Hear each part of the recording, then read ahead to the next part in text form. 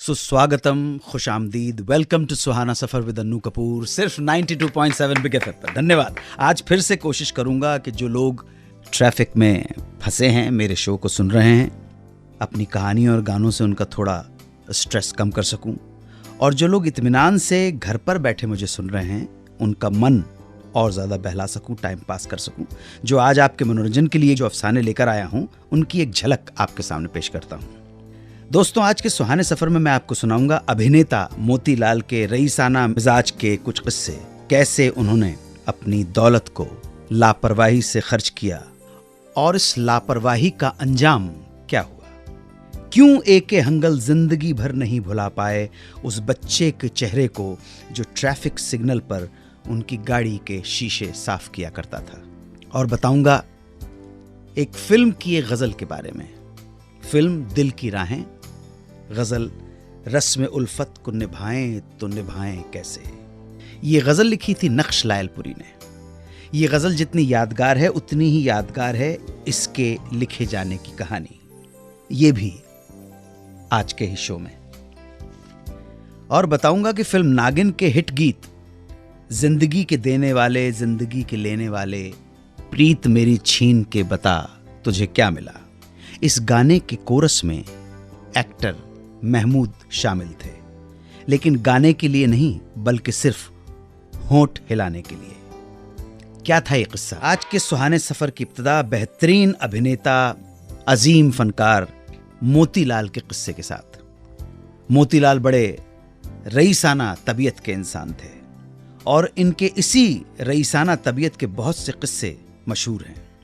जैसे एक बार उन्होंने चौपाटी पर एक मूंगफली वाले से 1 रुपए की मूंगफली खरीदी और उसके हाथ में पकड़ा दिया 100 रुपए का नोट। जनाब, ये वो जमाना था जब सोना 16 रुपए का 1 तोला हुआ करता था, यानी कि 16 रुपए का 10 ग्राम। तो जाहिर है मूंगफली वाले के पास 100 रुपए के छुट्टे कहां से होते। उसने मोतीलाल से 1 रुपया खुला देने को कहा। मोतीलाल उसे पूरा 100 का नोट पकड़ा कर चले गए, यानी 1 रुपए की मूंगफली और कितने की टिप, 99 रुपीस की टिप। ऐसे ही एक रोज वर्ली में उन्होंने अचानक कार रुकवाई और चले गए एक बिल्डिंग के अंदर। करीब 15 मिनट बाद लौटे तो कार में बैठे अपने दोस्त से देरी के लिए माफी मांगते हुए कहने लगे, 80,000 हारने में यार 10 मिनट तो लगेंगे ही। वो बिल्डिंग के अंदर जुआ खेलने गए थे। मोतीलाल के रईसाना मिजाज का एक अंदाज ये भी था कि डर्बी रेस के दौरान his highness maharaja of Kashmir ने उनसे प्रार्थना की कि वो दौड़ में आए फर्स्ट घोड़े को सम्मानित करने के लिए उसकी लगाम पकड़कर उसे डाइस तक ले चलें। आपको मालूम है मोतीलाल जी का जवाब क्या था? घोड़े की लगाम पकड़ना सईसों का काम है, रईसों का नहीं। अपने करियर के पीक पीरियड में उन्होंने कभी भी पैसे की परवाह नहीं की। जहां दिल किया खर्च किया, या यूं कहें कि लुटाया। पैसा कमाने में मेहनत तो की, मगर उस पैसे को संभाल कर रखने की जरा भी जरूरत नहीं समझी। इसलिए जब आखिरी वक्त आया तो सारी तिजोरियां खाली हो चुकी थी। उनकी करीबी दोस्त एक्ट्रेस नादिरा बताती थी कि मोतीलाल की मैयत के लिए पैसे भी नहीं थे। चिता में उंडेलने के लिए घी के डब्बे का भी इंतजाम ना के बराबर था। लाखों की दौलत में खेलने वाला मोतीलाल आखिरी वक्त में मुफलिसी, गुर्बत और खाली हाथ इस दुनिया से चला गया। वापस आकर बताऊंगा कि क्यों एके हंगल जिंदगी भर नहीं भुला पाए उस बच्चे के चेहरे को जो ट्रैफिक सिग्नल पर उनकी गाड़ी के शीशे साफ किया करता था। बताऊंगा ये कहानी, बड़ी दुख भरी कहानी है। सुनते रहिएगा सुहाना सफर विद अन्नू कपूर, सिर्फ 92.7 बिग एफएम पर। 92.7 बिग एफएम पर आप सुन रहे हैं रेडियो का number 1 show Suhana suffer with Annu Kapoor. किस्सा है ट्रैफिक सिग्नल पर हंगल साहब की गाड़ी के शीशे साफ करने वाले एक बच्चे का। एके हंगल की गाड़ी जब कभी माहिम के बड़े सिग्नल पर रुकती थी तो एक छोटा बच्चा गाड़ी के शीशे पोंछने पहुंच जाया करता था और पैसे मांगने के बजाय वो एके हंगल से फिल्म में रोल दिलाने की गुजारिश करता था। कई बार वो एके हंगल को इम्प्रेस करने के लिए फिल्मी कलाकारों की नकल भी करके दिखाता था। धीरे धीरे हंगल साहब की उस लड़के के साथ अच्छी खासी जान पहचान हो गई। लड़के का नाम था रशीद। ये सिलसिला काफी लंबे अरसे तक चलता रहा। जब भी वह रशीद से मिलते, वो उनकी गाड़ी साफ करने के साथ साथ फिल्मों में काम दिलाने की रिक्वेस्ट भी करता।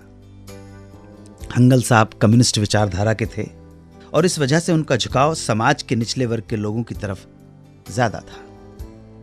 इसीलिए उनके मन में रशीद नाम के उस बच्चे को फिल्म में जूनियर आर्टिस्ट के तौर पर काम दिलवाने की बात मन में आ गई और उन्होंने डिसाइड किया कि इस बच्चे को मैं कहीं ना कहीं फिल्म इंडस्ट्री में लगवा दूंगा। एक बार किसी फिल्म में उनका सीन जूनियर आर्टिस्टों के साथ शूट किया जाना था, तो उन्होंने सोचा यही मौका है, एक्स्ट्रा की इस भीड़ में रशीद को भी खड़ा करवा देंगे। सो ये सोचकर शूटिंग से एक दिन पहले वो माहिम के उसी सिग्नल पर रशीद से मिले और उससे कहा कि कल शूटिंग है, तैयार होकर ठीक समय पर यहीं ट्रैफिक सिग्नल पर मिल जाना। अब अगले दिन जब वो उसे साथ लेने के लिए सिग्नल पर पहुंचे तो रशीद उन्हें कहीं नजर नहीं आया। कुछ देर इंतजार करने के बाद उन्होंने रशीद के साथ के कुछ लड़कों से पूछताछ की तो मालूम हुआ कि कल शाम इसी चौराहे पर एक गाड़ी ने उसे टक्कर मार दी थी और रशीद की मौत हो गई। रशीद की मौत की खबर ए.के. हंगल के लिए बहुत बड़ा आघात थी। उन्हें विश्वास ही नहीं हुआ कि कल शाम जिस बच्चे से मैं मिला वो आज हमेशा के लिए चला गया है और कभी वापस नहीं लौटेगा। मन ही मन उन्हें ये बात कचोटने लगी कि क्यों उस बच्चे को काम दिलवाने में मैंने इतने दिन लगा दिए। काश मैं फौरन उसकी ख्वाहिश पूरी कर सकता। ये घटना बोझ बन गई ए.के. हंगल के मन पर। इसीलिए जब उन्होंने अपनी जिंदगी का जिक्र किताब में किया तो उस बच्चे का जिक्र किए बिना वो रह नहीं पाए।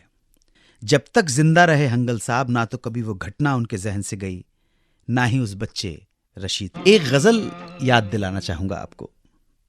रस्म उल्फत को निभाएं तो निभाएं कैसे। ये गजल लिखी थी नक्श साहब ने, नक्श लायलपुरी ने। बेहतरीन गजल है, सुनाऊंगा इसके लिखे जाने की कहानी थोड़ी देर में। आप सुनते रहें सुहाना सफर विद अन्नू कपूर, सिर्फ 92.7 बिग एफएम पर। 92.7 बिग एफएम पर आप सुन रहे हैं रेडियो का number 1 show Suhana suffer with Annu Kapoor. अब बात रस्म उल्फत को निभाएं तो निभाएं कैसे। ये गजल है साल 1973 में बनी फिल्म जिसका नाम था दिल की राहें। इस गजल को गाया लता मंगेशकर ने, संगीत मदन मोहन का। फिल्म दिल की राहें की एक सिचुएशन के लिए मदन मोहन ने एक धुन बनाई और तय हुआ कि अगले दिन यानी रविवार की सुबह नक्श लायलपुरी इस धुन पर एक गीत लिखकर मदन जी के घर ले जाएंगे, क्योंकि सोमवार को ही इस गीत की रिकॉर्डिंग होनी थी। लता मंगेशकर ने मंडे की डेट दी हुई थी रिकॉर्डिंग के लिए। अब नक्श साहब रविवार की सुबह गीत लेकर मदन मोहन के घर पहुंचे। मदन मोहन ने गीत के बोल देखे, पढ़े और कहने लगे कि इस धुन पर गीत नहीं बल्कि गजल लिखनी पड़ेगी, क्योंकि फिल्म के निर्माता सुल्तान एच दुर्रानी और एस कौसर का कहना है ऐसा कैसे हो सकता है कि मदन मोहन का संगीत हो और फिल्म में गजल ना हो। सुनकर नक्श साहब थोड़ी टेंशन में आ गए, क्योंकि रिकॉर्डिंग मंडे को थी। अगर लिख नहीं पाए तो लता की डेट बेकार चली जाएगी और उन पर भी उंगलियां शायद कोई उठा सकता है कि कवि नहीं है, शायर नहीं है, ठीक से लिख नहीं पाए। तो इसी उधेड़ बुन में वो मदन मोहन के घर से बाहर निकल लिए। सुबह के 11 बज रहे होंगे। उन्होंने सोचा घर जाने और लिखकर वापस आने में तो काफ़ी वक्त लग जाएगा, बर्बाद हो जाएगा। इसलिए उन्होंने चौपाटी के फुटपाथ पर ही बैठकर लिखने का फैसला किया और बैठ गए एक फुटपाथ के कोने में। कुछ लिखे मगर बात नहीं बने, फिर लिखें फिर मिटाएं, इधर वक्त भी निकल जा रहा था। अब जब थोड़ी देर तक कोई बात नहीं बनी, गज़ल का कोई मतला नहीं मिला, तो मन ही मन टेंशन होने लगी। गज़ल का एक शेर भी लिखते नहीं बना तो और टेंशन बढ़ गई। ये ख्याल दिमाग में घूमने लगा कि इतने कम वक्त में लिखें तो लिखें कैसे, गीत को गज़ल बनाएं तो बनाएं कैसे, इस मुसीबत से निकलें तो निकले कैसे। मुलाहिजा फरमाइएगा, दिमाग में घूम रहा था, इतने कम वक्त में लिखें तो लिखें कैसे, गीत को गजल बनाएं तो बनाएं कैसे, इस मुसीबत से निकलें तो निकलें कैसे। ये सब सोचते सोचते अचानक घबराहट टेंशन में उनके मुंह से यक बयक निकल पड़ा कि रस्म उल्फत को निभाएं तो निभाएं कैसे। बस फिर क्या था, कलम चलने लगी, कभी रुकती कभी चलती, कभी वो सोचते कभी मुस्कुराते। ऐसा करते करते एक मुजस्सम पूरी गजल तैयार हो गई। सुबह 12 बजे जो गजल लिखनी शुरू की वो शाम 4 बजे तक पूरी हो गई और नक्श लायलपुरी जा पहुंचे मदन मोहन के घर। मदन मोहन ने गजल सुनी, तारीफ की और ये गजल अगले दिन रिकॉर्ड भी हो गई। तो साहब 1973 की फिल्म में आई ये गजल जो लगभग 4 घंटे में लिखी गई थी, वो 40 साल बाद भी उतनी ही हिट है, उतनी ही लोकप्रिय है, उतनी ही असर। 1954 में एक फिल्म आई थी नागिन, बहुत खूबसूरत संगीत था इसका। ये गीत आज भी कोई छेड़ दे तो लोग गुनगुना उठते हैं। मन डोले मेरा तन डोले, मेरे दिल का गया करार रे, अब कौन बजाए बांसुरिया। इन्हीं गीतों में एक गीत था, ओ जिंदगी के देने वाले, जिंदगी के लेने वाले, प्रीत मेरी छीन के बता तुझे क्या मिला। इस गाने के कोरस में महमूद भी शामिल थे, लेकिन सिर्फ होंठ हिलाने के लिए।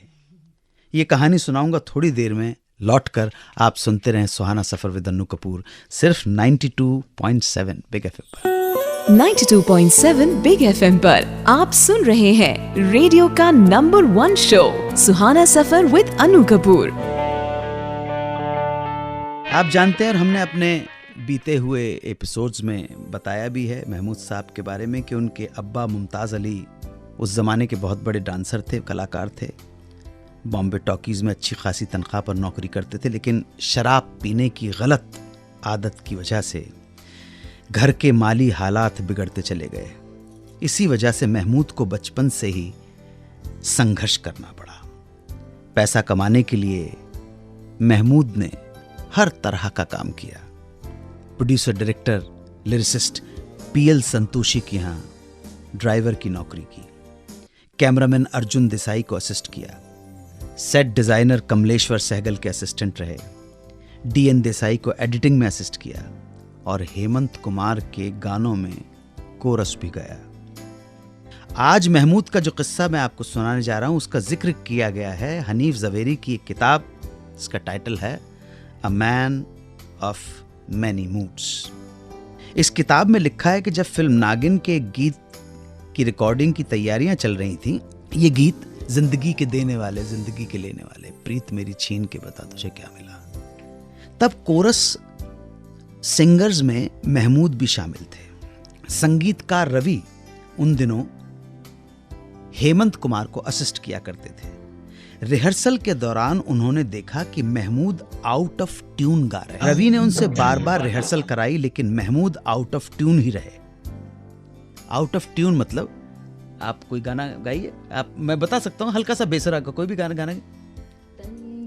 ले मेरा मन डोले मेरे दिल का, ये मैं आउट ऑफ ट्यून गा।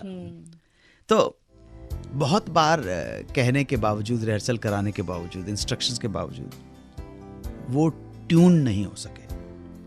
तंग आकर हेमंत कुमार के असिस्टेंट यानी कि रवि जी ने उन्हें कोरस से बाहर निकाल दिया।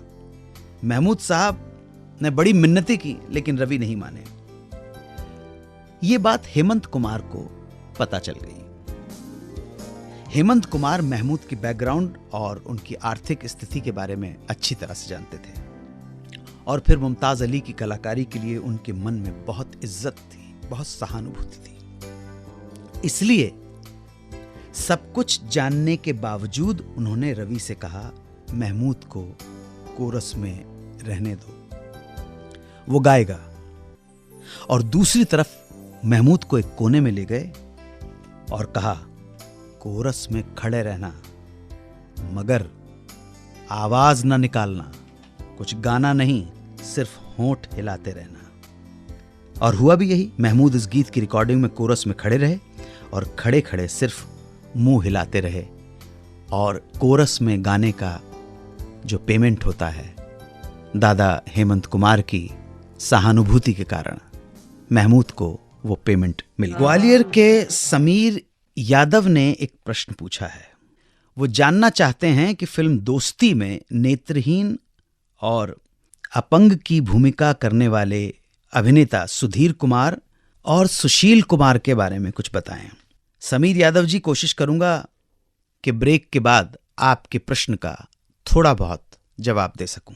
जुड़े रहिए मेरे साथ और सुनते रहिए सुहाना सफर विद अन्नू कपूर, सिर्फ 92.7 बिग एफएम पर। 92.7 बिग एफएम पर आप सुन रहे हैं रेडियो का number 1 show Suhana suffer with Annu Kapoor. Gwalior के समीर यादव ने सवाल पूछा है। उन्होंने लिखा है कि फिल्म दोस्ती में दो दोस्तों की भूमिका निभाने वाले अभिनेता सुधीर कुमार और सुशील कुमार के बारे में जानकारी दें। समीर साहब, आपके सवाल का जवाब देने के लिए हमारी रिसर्च टीम तैयार हो चुकी है। इस वक्त हमारे पास बहुत ज़्यादा जानकारी नहीं है, फिर भी जो मुझे मालूम है वो आपके साथ शेयर कर रहा हूँ। सुधीर कुमार के बारे में इतना पता चला है कि कई साल पहले गुजर चुके हैं, महाराष्ट्रियन थे। और सुशील कुमार जी के बारे में आपको बता दूं कि वो सिंधी और मुंबई के चेंबूर इलाके में रहते हैं। सुशील कुमार एयर इंडिया में नौकरी करते हैं और अब रिटायर हो चुके हैं। सुशील कुमार ने दोस्ती के अलावा 1964 की फिल्म संत ज्ञानेश्वर में भी अभिनय किया था। जल्दी ही हमारी टीम डिटेल जानकारी के साथ आपके प्रश्न का जवाब देगी। जानकारी आपको मिलेगी सुशील कुमार और सुधीर कुमार के बारे में। 92.7 बिग एफएम पर आप सुन रहे हैं रेडियो का number 1 show Suhana suffer with Annu Kapoor.